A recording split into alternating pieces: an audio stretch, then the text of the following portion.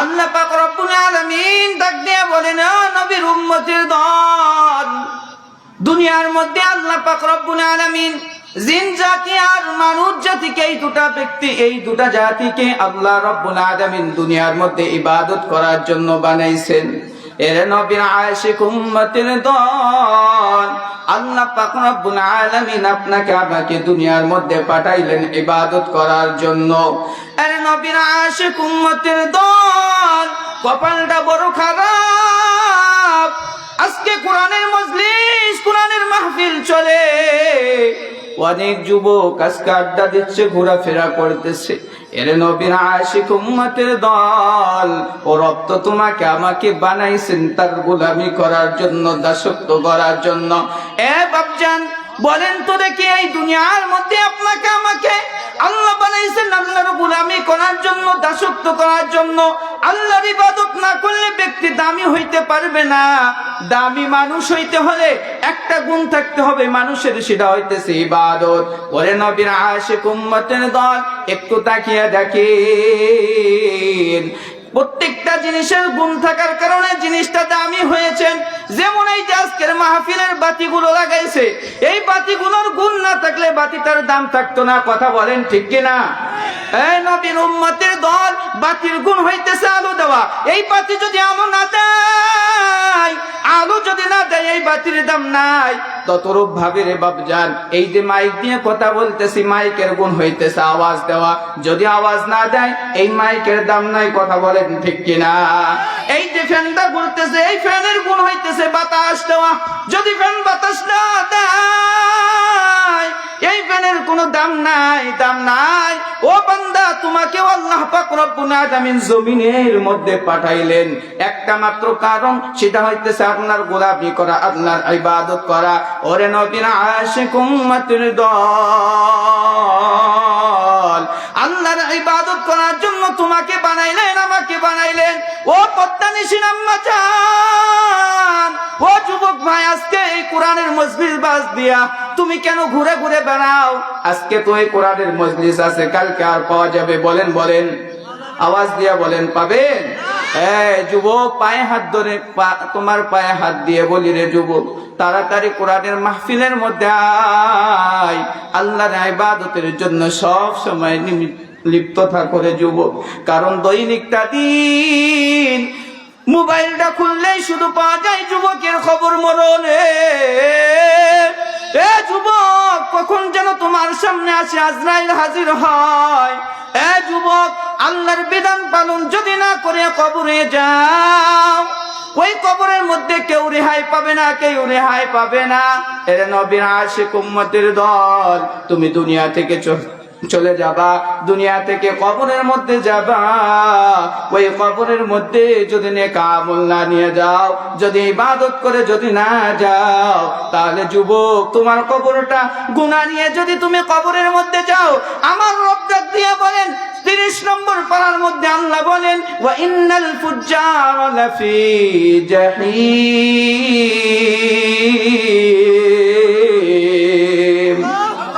আল্লাহ পাক রব্বুল আলামিন ডাক দিয়া বলেন, ও নবীর উম্মতের দল, বান্দা তুমি যদি ইবাদত না করে গুনাহ নিয়ে কবরে যাও, কবরটা তোমার জন্য জাহান্নাম হইবে রে বাবা। এর নবীর আশিক উম্মতের দল, নবীজির মেয়ে ফাতিমা দুনিয়া থেকে ইন্তেকাল যখন হয়ে গেল, নবীর মেয়ে ফাতিমা দুনিয়া থেকে যাওয়ার পর আবু যর গিফারি রাদিয়াল্লাহু তাআলা আনহু নবীর মেয়ের কবর খোঁড়ার জন্য কোদালটা ঘাড়ে নিয়ে জমিনের মধ্যে গেলেন। জমিনের মধ্যে যাওয়ার পর জমিনকে ডাক দিয়ে বলেন, আবু যর, জমিনের মাটিকে ডাক দিয়ে বলেন, ও জমিনের মাটি, ভালো করিয়া শোন, তুমি জানো নি আজকে কবরের মধ্যে যাকে রাখবো সে এমন কোন মানুষ নয়। ওরে নবীর উম্মতের দল, আবু যর একটা কোদাল নিয়ে যখন জমিনে চোট মারে আর ডাক দিয়া বলেন, জমিনের মাটি ভালো করিয়া শোন, আজকে যাকে কবরে রাখবো ইনি নবীর মেয়ে ফাতিমা রাদিয়াল্লাহু তাআলা আনহা। এর নবীর আশিক উম্মতের দল, এ যুবক, ভালো করে খেয়াল করিয়া শুনো, ও পদ্মানিসীর আম্মা জান আবু যর গিফারী রাদিয়াল্লাহু তাআলা আনহু দ্বিতীয় চোট্টা মারিয়া কবরের মাটিকে ডাক দিয়ে বলে, দো কবরের মাটি জাদুনি আজকে কারে রাখতেছি এখানে? ওরে নবীর আশিক উম্মতের দল। আবু যর ডাক দিয়া বলেন, জমিনের মাটিকে, ও জমিনের মাটি, আজকে যারে রাখতেছি এমন কোন মহিলা নয়, ইনি হইতেছে জান্নাতীদের সরদারনি। ওরে নবীর আশিক উম্মতের দল। আবু যর আবার চোট মারিয়া জমিনের মাটিকে ডাক দিয়া বলেন, ও জমিনের মাটি, আজকে যারে রাখতেছি কবরের মধ্যে এই মহিলা নবীজির মেয়ে আলীর স্ত্রী। জমিনের মাটির মুখটা খুলিয়ে যায়। মুখটা খুলিয়ে যাওয়ার পর জমিনের মাটি ডাক দিয়ে বলে, ও আবু যর, আবু যর, ভালো করিয়া শোনো, এই কবর আমি নবীজির মেয়েকে চিনি না, আলীর স্ত্রীকে চিনি না, হাসান হুসাইনের মাকে আমি চিনি না। এই কবরের মধ্যে যে ভালো আমল নিয়ে আসবে, যে ভালো আমল নিয়ে আসবে, তার সাথে আমি ভালো ব্যবহার করব। আর যে ইমাম নিয়ে আসবে না, ভালো আমল করবে না, তার সাথে আমি ভালো ব্যবহার করব না। এরে যুবক, এখনো রাস্তায় কেন ঘুরতেছো? আজকে কোরআনের মজলিসে কেন বসতেছো না? আজকে তো এই মজলিস আছে, কালকার পাবা না, কালকার পাবা না। আরে নবীর আশিক উম্মতের দল, তোমাকে আমাকে আল্লাহ পাক রব্বুল আলামিন জমিনে পাঠাইলেন। এই জমিনের মধ্যে পাঠাইলেন ইবাদত করার জন্য, আল্লাহর গোলামি করার জন্য। এর নবীর আশিক উম্মতের দল, আল্লাহ পাক রব্বুল আলামিন বলেন, বান্দা কতদিন তো ইবাদত করবে? আল্লাহ বলতেছেন, ওয়া আবুদু রাব্বাকা হাত্তা ইয়াতিয়াকাল ইয়াকিন।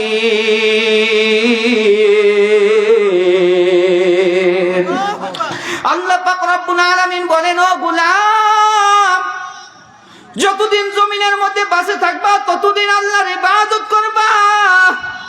এই কপালটা তোমাকে আমাকে আল্লাহ বানাইছেন, এই কপাল যে তোমাকে বানাইছেন, এই কপালটা কারো কাছে সিজদা করা যাবে না, কারো কাছে নত করা যাবে না, একমাত্র আল্লাহর কাছে এই কপাল দিয়ে সিজদা করতে হবে। রে যুবক, ও বিদ্যা বাবাজি, ও পদ্মার অন্তরের আম্মা জান, গভীর মনোযোগ দিয়ে শোনেন রে মা।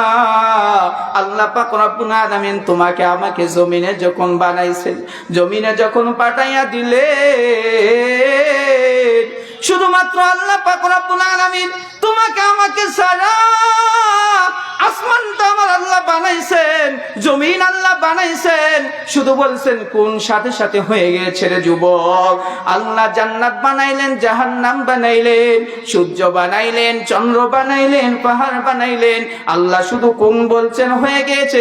কিন্তু 3.5 ফুট মানুষ, ও দেহের মানুষ, আল্লাহ তোমার আমারে বানাইছেন, নিজের কুদরতে হাত লাগিয়ে লাগিয়ে বানাইছেন। চিল্লিয়ে বলেন না আল্লাহু আকবার। ওরে নবীর আশিক উম্মতের দল, আল্লাহ তোমারে আনা বানাইলেন।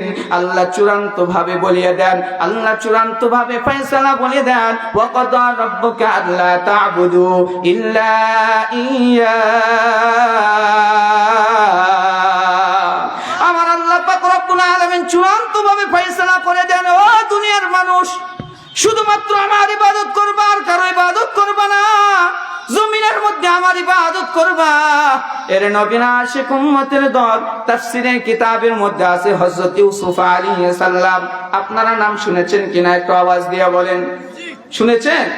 হযরত ইউসুফ আলাইহিস সালাম, এই ইউসুফ পয়গম্বর ওই মিশনের মধ্যে খাদ্য দিতেছেন, খাদ্য দিতেছেন, মানুষকে খাদ্য দেন। এক যুবক ডাক দিয়ে বলেন, ও ভাই, আমারে একটু বেশি করে খাদ্য দিবা। ইউসুফ আলাইহিস সালাম আশ্চর্য হয়ে গেলেন, কিরে যুবক আমারে বলে আমাকে বেশি খাদ্য দিতে হবে। ইউসুফ ডাক দিয়ে বলতেছেন, যুবককে আমার কাছে পাঠিয়ে দাও, কেন সে আমার খাদ্য বেশি চায়? এর নবীর আশিক উম্মতের দল। ইউসুফ যখন বললেন, বলার পর যুবক সামনে আসলেন, সামনে আসার পর ইউসুফ আলাইহিস সালাম যুবককে ডাক দিয়ে বলতেছেন, যুবক কেন তুমি বেশি খাদ্য চাচ্ছ, একটু বলো না। ওই ইউসুফ যখন যুবককে ডাক দিয়ে বললেন, ও নবীর উম্মতের দল, যুবক ডাক দিয়ে বলেন, ও ইউসুফ, তুমি তো আমারে চেনো নাই, তুমি যখন জুলাইকার সাথে ধরা পড়েছিলা, যখন তুমি জুলাইকার সাথে ধরা পড়েছিলা মিশরের মধ্যে যখন তুমি ধরা পড়েছো, কেউ তোমার পবিত্রতা বর্ণনা করে নাই। কিন্তু ইউসুফ, ওই দিন আমি শিশু বাচ্চা ছিলাম, দুধের বাচ্চা ছিলাম, তোমার নামের আমি পবিত্রতা বর্ণনা করেছিলাম। এই কথা বলার পর যুবক সঙ্গে সঙ্গে যুবককে ইউসুফ আলাইহিস সালাম তার বুকের সাথে লাগাইয়া নিলেন।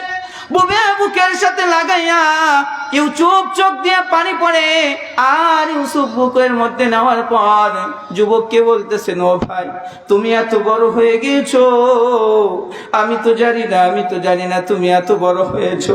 এর নবীর আশিক উম্মতের দল ইউসুফ বলতেছেন, ও যুবক, তোমার যা মন চাই তাই তুই নিবা, তোর কোনো সমস্যা নাই, তোর যা মন চাই তাই নিবা, আমি সবাইকে বলে দিতেছি, তোর মন যা চাই তাই তুই নিবা।